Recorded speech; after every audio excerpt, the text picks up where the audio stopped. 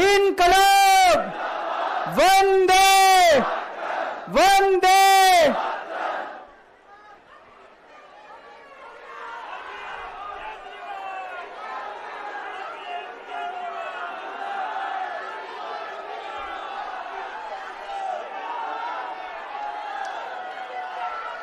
कैसे आप लोग?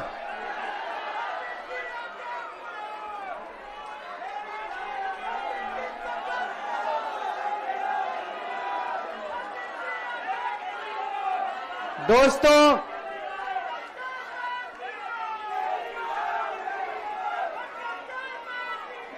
आज आप लोगों के बीच में आके बहुत अच्छा लग रहा है। और आज यहां जंतर मंतर पे पुराने दिन याद आ गए। मेरे को आज भी याद है, तारीख भी याद है। 4 अप्रैल 2011 का दिन था, जब आजाद भारत का भ्रष्टाचार विरोधी सबसे बड़ा आंदोलन, अन्ना आंदोलन, यहां जंतर मंतर से शुरू हुआ था। भ्रष्टाचार के खिलाफ आजाद भारत का सबसे बड़ा आंदोलन 4 अप्रैल 2011 को जंतर मंतर से शुरू हुआ था। 1.5-2 साल, कभी जंतर मंतर, कभी मुंबई, कभी रामलीला मैदान। लेकिन उस वक्त की सरकार भी बहुत अहंकारी थी। उन्होंने हमारी बात नहीं मानी, चैलेंज करते थे, चुनाव लड़के दिखाओ, जीत के दिखाओ, चुनाव लड़के दिखाओ, जीत के दिखाओ, कहते थे ना। हम तो छोटे से लोग थे, हमें तो चुनाव लड़ना नहीं आता था। और चुनाव लड़ने के लिए पैसा चाहिए, गुंडे चाहिए, आदमी चाहिए। हमारे पास तो ना पैसा था, ना आदमी थे, ना गुंडे थे। हम चुनाव कैसे लड़ते? पर वो बार बार कहते थे चुनाव लड़के दिखाओ, चुनाव लड़के दिखाओ। हम भी चुनाव लड़ लिए और देखो जनता ने हमको जिता दिया। पहली बार में दिल्ली में आम आदमी पार्टी की सरकार बन गई।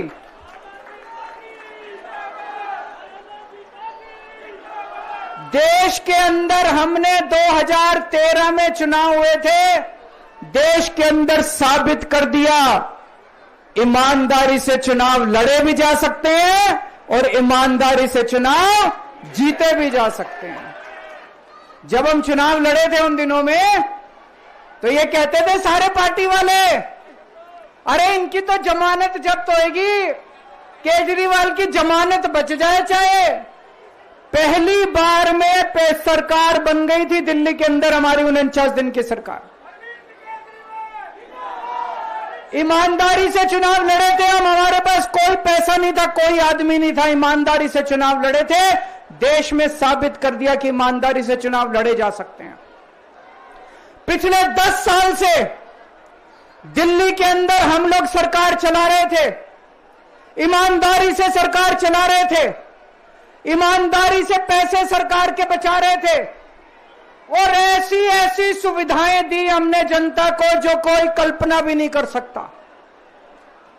बिजली 24 घंटे कर दी, बिजली फ्री कर दी, बिजली पानी फ्री कर दिया, महिलाओं के लिए बसों का किराया मुफ्त कर दिया, बुजुर्गों के लिए तीर्थ यात्रा कर दी, शानदार अस्पताल मोहल्ला क्लिनिक बना दिए, लोगों का इलाज मुफ्त कर दिया, शानदार स्कूल बना दिए, लोगों की शिक्षा शानदार कर दी, बच्चों को भविष्य दे दिया। 10 साल ईमानदारी से काम किया। मोदी जी को लगने लगा कि अगर इनसे जीतना है तो इनकी ईमानदारी पे चोट करो, इनको बेईमान साबित करो। तो प्रधानमंत्री जी ने एक षड्यंत्र रचा। उन्होंने षड्यंत्र रचा, केजरीवाल को बेईमान साबित करो, मनीष सिसोदिया को बेईमान साबित करो, आम आदमी पार्टी को बेईमान साबित करो। और षड्यंत्र रच के इन्होंने हमारे सारे बड़े बड़े नेताओं को एक एक करके जेल में डाल दिया। दोस्तों, अब हम जेल से बाहर आ गए और जेल से बाहर आने के बाद मैंने इस्तीफा दे दिया। आपके मन में यह चल रहा होगा कि केजरीवाल ने इस्तीफा क्यों दिया। मैंने इस्तीफा इसलिए दिया क्योंकि मैं ये सब करने के लिए, गंद करने के लिए नहीं आया था। मैं भ्रष्टाचार करने के लिए नहीं आया था।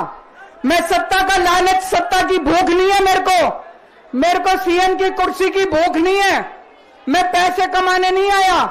पैसे कमाने होते इनकम टैक्स कमिश्नर की नौकरी करता था। उस नौकरी में जितने करोड़ों रुपए चाहता मैं कमा सकता था।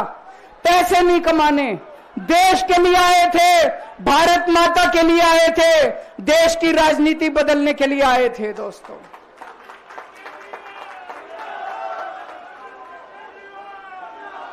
इन नेताओं को फर्क नहीं पड़ता।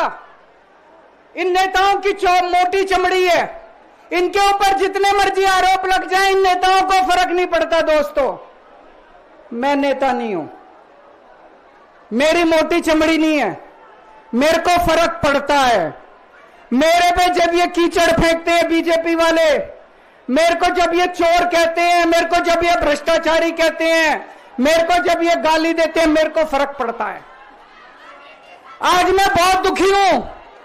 आज मेरी आत्मा पीड़ित है। मैं अंदर से बहुत दुखी हूं और इसीलिए मैंने इस्तीफा दिया। मैंने अपनी जिंदगी में केवल इज्जत कमाई है। मैंने अपनी जिंदगी में केवल ईमानदारी कमाई है। मेरे बैंक में कोई पैसा नहीं है। मेरी पार्टी के बैंक में कोई पैसा नहीं है।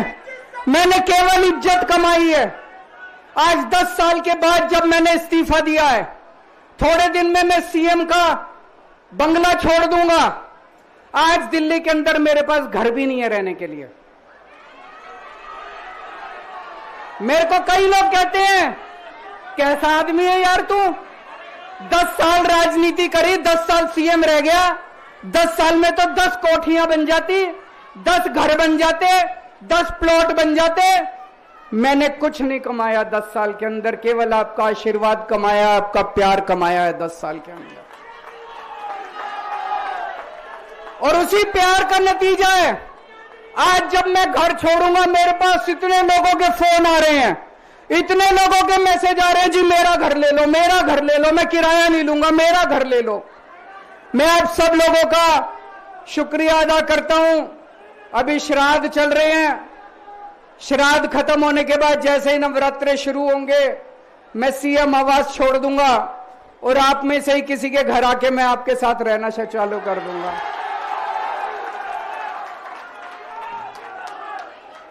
इन्होंने, मोदी जी ने हमारे ऊपर सबसे कठोर कानून लगाया, इस देश का ईडी का कानून, पीएमएलए। उसमें बेल भी नहीं मिलती, उसमें बेल भी नहीं मिलती, लेकिन केस फर्जी था। मैं शुक्रिया अदा करता हूं सुप्रीम कोर्ट का, उन्होंने हम सबको बेल दे दी, क्योंकि उनको भी पता था कि केस खत्म है, केस बेकार है। उन्होंने हम सबको बेल दे दी। लेकिन जैसे मैंने कहा, मैंने केवल ईमान, जब मैं जेल से आया, मैंने मन में सोचा था, जब तक कोर्ट मेरे को बाइज्जत बरी नहीं कर देता, मैं दोबारा कुर्सी पे नहीं बैठूंगा। लेकिन मेरे को वकीलों ने कहा, यह केस अभी 8 साल चल सकता है, 10 साल चलेगा, 15 साल चलेगा, यह केस का कोई भरोसा नहीं है, यह केस अभी बहुत लंबा चलेगा।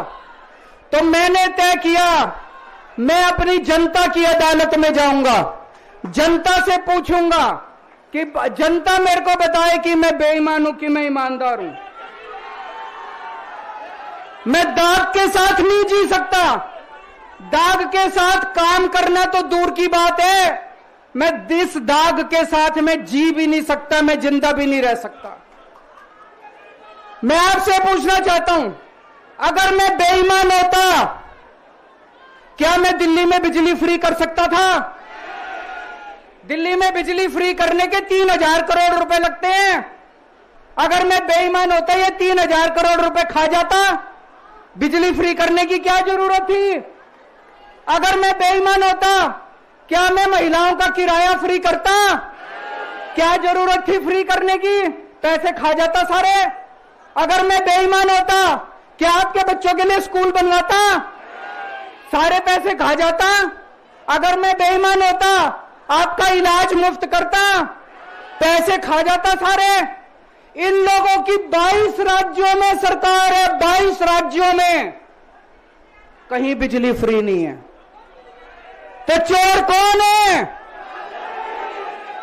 इनकी 22 राज्यों में सरकार है, कहीं महिलाओं का किराया फ्री नहीं है। तो चोर कौन है? आज आपके बीच में आया हूं, आपसे पूछने के लिए आया हूं, केजरीवाल चोर है या केजरीवाल को जेल भेजने वाले चोर हैं? जिन जिन लोगों को लगता है केजरीवाल ईमानदार है, हाथ खड़े करके बता दो जरा से। ये कैमरे वाले जरा से दिखा दो कि दिल्ली की जनता क्या सोचती है। जिन जिन लोगों को लगता है कि मोदी जी ने केजरीवाल के खिलाफ गंदा राजनीतिक षड्यंत्र रचा था, जिन जिन लोगों को लगता है कि मोदी जी ने केजरीवाल के खिलाफ बहुत बुरा षड्यंत्र रचा था, हाथ खड़े कर दो सब लोग।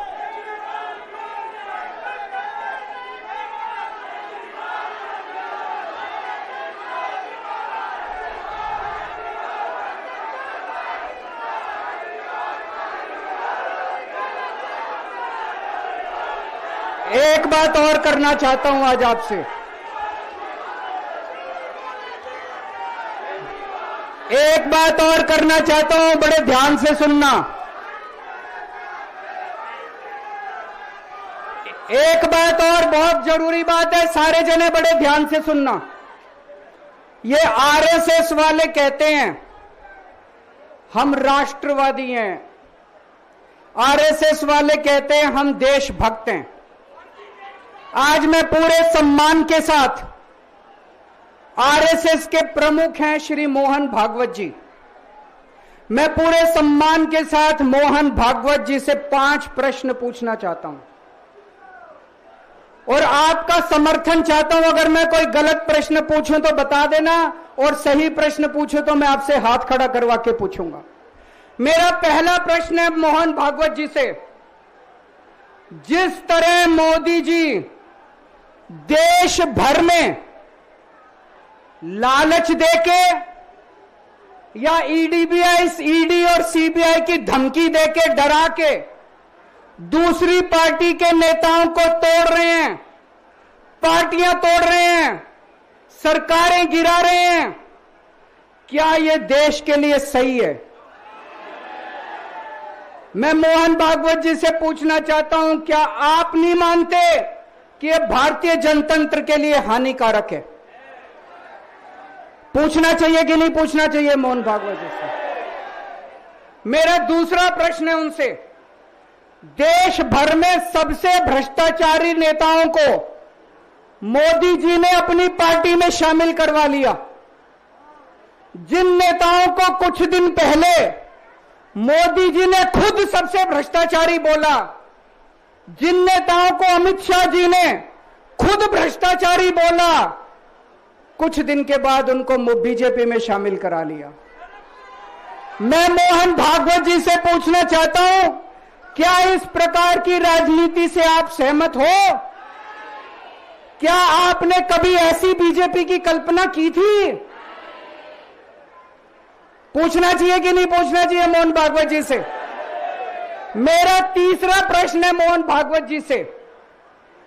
बीजेपी आरएसएस की कोख से पैदा हुई है कि नहीं है?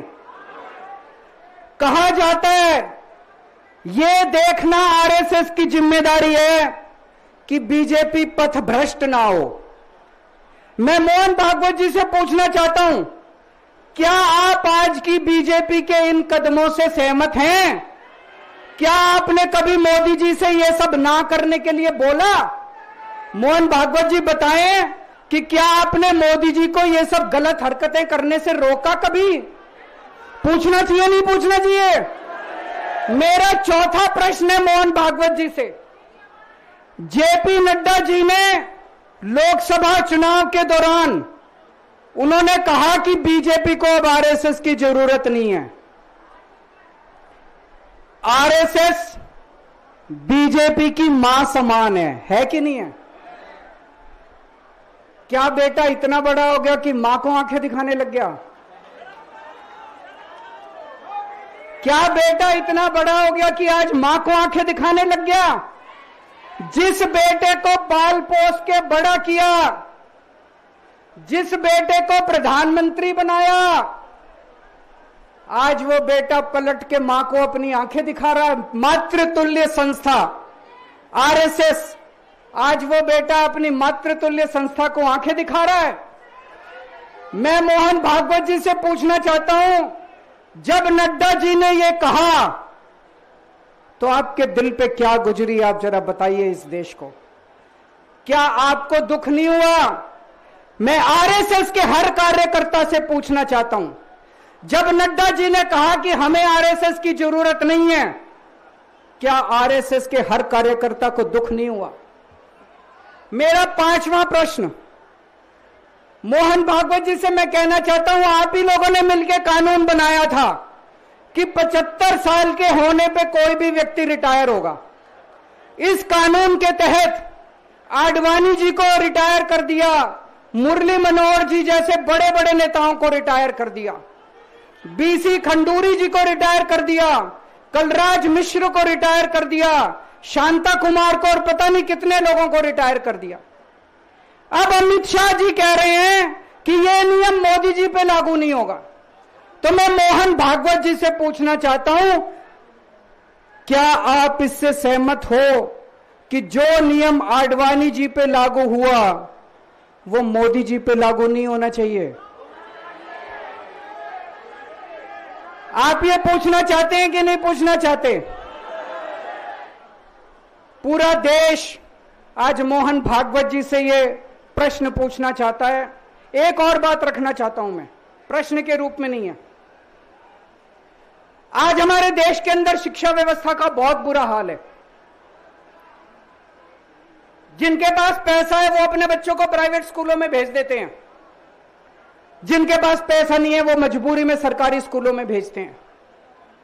75 साल के अंदर सरकारी स्कूलों का बेड़ा गर्क कर दिया हर सरकार ने इस देश के अंदर। लेकिन ऊपर वाले की कृपा है कि ऊपर वाले ने इस देश को एक मनीष सिसोदिया दे दिया। 75 साल के बाद इस देश में एक ऐसा शख्स आया जिसने गरीबों के बच्चों को भविष्य की एक उम्मीद दी। एक रिक्शे वाले का बेटा, मजदूर का बेटा, किसान का बेटा, जिसे कोई उम्मीद ही नहीं बची थी कि मेरे बच्चे बड़े होकर कुछ बन सकते हैं, आज उनके बच्चों को अच्छी शिक्षा देकर मनीष सिसोदिया ने उनको उम्मीद दी है। ऐसे मनीष सिसोदिया को प्रधानमंत्री मोदी जी ने 2 साल जेल में रखा। मनीष सिसोदिया की जिंदगी उसकी अपनी जिंदगी नहीं है। मनीष सिसोदिया की जिंदगी देश की जिंदगी है। मनीष सिसोदिया का एक एक जिंदगी का पल इस देश का पल है। ये 2 साल मनीष सिसोदिया के खराब नहीं हुए, ये 2 साल इस देश के खराब हुए हैं।